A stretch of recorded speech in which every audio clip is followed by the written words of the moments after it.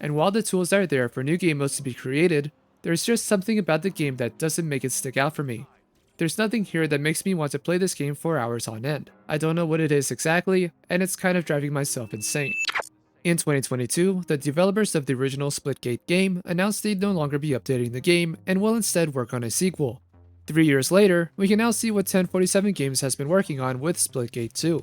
The best way to describe Splitgate 2 is Halo meets Portal, a free-to-play, fast-paced arena shooter where you can move from one side of the map to the other and pull off 200 IQ plays with some cleverly placed portals.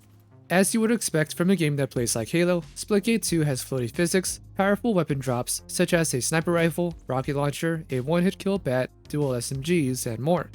With the inclusion of using portals, you can also use them to increase your character's momentum and fling yourself to the sky or across the map, as well as having a jetpack you can use to adjust your movements. Another great addition to Splitgate 2 is the Lab, a map editor tool players can use to create their own experiences and see just how far they can go with the idea. If you're a big fan of Halo's gameplay, you should feel right at home. The portals are a big selling point for the game as it allows a lot of flexibility and Scooby-Doo style chases across the map. As far as matchmaking goes, it's all over the place, and that's not necessarily a bad thing. Before we get into that, if you're enjoying this video so far, consider giving this video a like and subscribing to the channel. It really helps me out.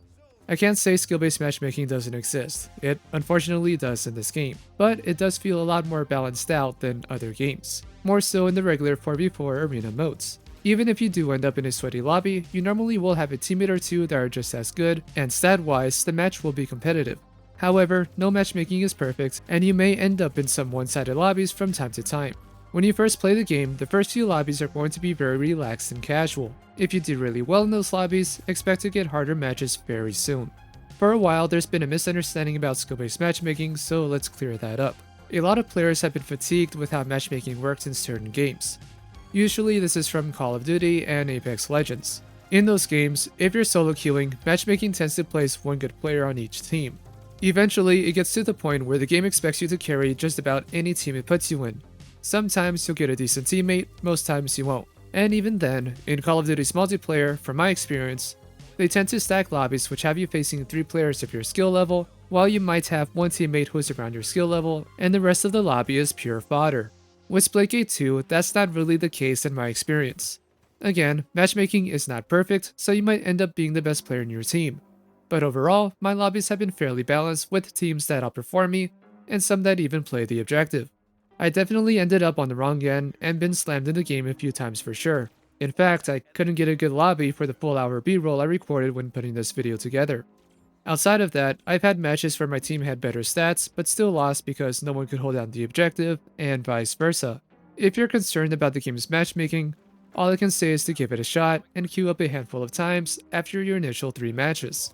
You will be challenged, but it typically doesn't feel like you're at a severe disadvantage in most lobbies. That said, when there's a lot of players on, these matches get very sweaty. Unfortunately, you can't expect a casual friendly experience. Every match is going to feel sweaty over time, and that's just a shame. And if you wanted to play a larger mode, Splitgate 2 has that. The game has a 24-player, 3-team Onslaught playlist that features 4 maps and 3 modes. I will say though, these larger maps don't show the game in its best light. While there are a lot of great ideas and some creative map design, like having an objective be a literal ice skating rink with ice physics, which puts the capturing team at a disadvantage, traversing these large maps can sometimes be confusing and certain areas are a little too open, leaving you to be an easy target. Of course, the portals help a lot with getting around the map quicker, but if you try to just run it to the next area, you will likely get blindsided or sniped. I've even been killed just trying to reach a portal wall from where I spawned. Speaking of spawns, there are too many times where the game will spawn me in the opposite direction of the objective. It even happens in the 4v4 arena modes. That's something that needs to be worked on ASAP. In Onslaught, each team tends to stick close to each other, which is fine. It just makes it hard to find those one-on-one matchups you could get at any given time in Halo, especially if you're playing in objective-based mode. It becomes pure chaos. It's still fun and worth trying out for sure, but also very frustrating if you constantly find yourself between the 2 other teams. And if you expect matchmaking to be more relaxed in the 24-player lobby, well, it isn't. It's just as competitive as the 4v4 arena modes. When it comes to the game's movement, there's a quote from their trailer that says, "Best movement since Titanfall 2." And honestly, I'd rather just play Titanfall 2. If anything, Splitgate 2 makes me want Titanfall 3 even more. While both games can be chaotic with their movement, there's something about how Titanfall 2 does it that makes me feel more like a super soldier flying around the map and less like a half-filled helium balloon that's on the verge of being popped. I'm not saying Splitgate 2's movement is bad, it's just very Halo-like in nature, and it's never been a favorite style of movement for me. I like games that have harsher gravity. It really feels like a detriment being in the air in Splitgate 2 than an actual advantage like in Titanfall 2. As much as I can enjoy Splitgate 2 for what it is, it's not my preferred shooter. It's close in many aspects, but movement is a big part of these games, and the bloody physics is something that gets aggravating for me very quickly. Not only that, but I do prefer the weapons in Titanfall 2 way more. Splitgate 2's weapons are very standard for what you can expect from the game that's heavily inspired by Halo. I do think Halo's weapons are more iconic and overall better, but that's not really the point. There's something about Splitgate 2's gunplay that feels unsatisfying to me. Perhaps it's the strange time to kill this game has, or the lack of weight in the weapons, or the hitmarker sounds that sound more like hitting a tin can with needles instead of lasers hitting high-tech armor. So contested.